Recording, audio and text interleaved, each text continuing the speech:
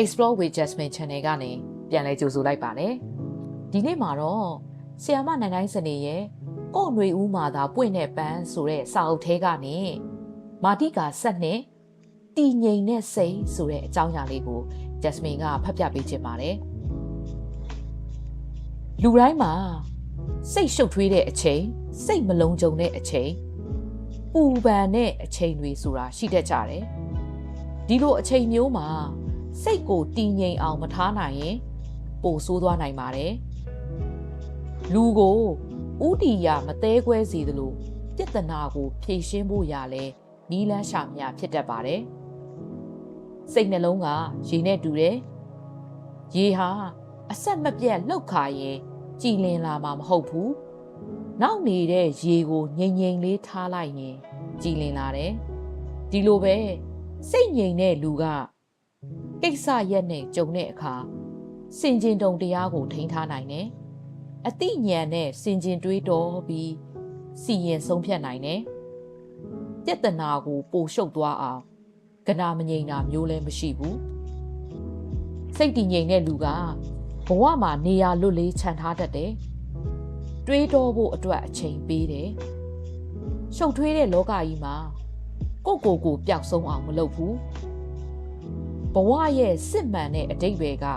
စိတ်အနေထိုင်ခြင်းဆိုတာကိုစိတ်တည်ငြိမ်တဲ့လူကပူနားလေတယ်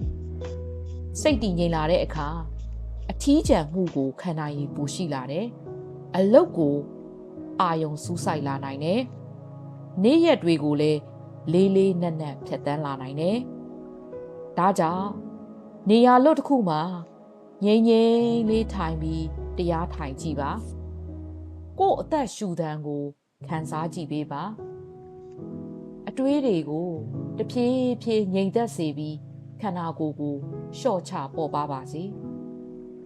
စိတ်ဝင်စားတဲ့စာအုပ်တစ်အုပ်ကိုငြိမ်ငြိမ်သက်သက်ဖတ်ကြည့်ပါစိတ်အတွေးကိုဇလန်းနဲ့စီးမျောစေပြီးအတွင်းစိတ်ရဲ့ငြိမ်အေးမှုကိုခံစားနိုင်ပါတယ်စိတ်တည်ငြိမ်ခြင်းဆိုတာပြောင်းလဲမှုတွေကိုမပြောင်းလဲခြင်းနဲ့တုံ့ပြန်တာဖြစ်တယ်။တည်ငြိမ်ခြင်းဆိုတာလူတဦးတစ်ယောက်ရဲ့အကြော့ရှင်းဆုံးကိုဟန်အနေအထားဖြစ်တယ်။လေးနက်တဲ့ကြက်တရေရှိတယ်။အပြစ်အနာစာကဲပြီးဖြူစင်ဝင်းပါတဲ့ပန်းတပွင့်လိုစိတ်ငြိမ်တဲ့ထောက်တနေရာမှာငြိမ်ငြိမ်သက်သက်ဖူးပွင့်နေ။တည်ငြိမ်ခြင်းကလူဘဝရဲ့အကောင်းဆုံးကျင့်စဉ်တစ်ခုဖြစ်တယ်။တည်ငြိမ်ခြင်းကစိတ်နှလုံးကိုမွေးမြူပေးတယ်ဉာဏ်ပညာကိုဖြစ်ပေါ်စေတယ်ဒါကြောင့်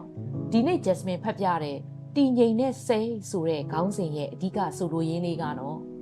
စိတ်ဆိုတာလှုပ်ခတ်နေရင်နောက်ကြည့်ပြီးငြိမ်သက်သွားမှကြည်လင်လာတဲ့ရေပြင်လိုပါပဲ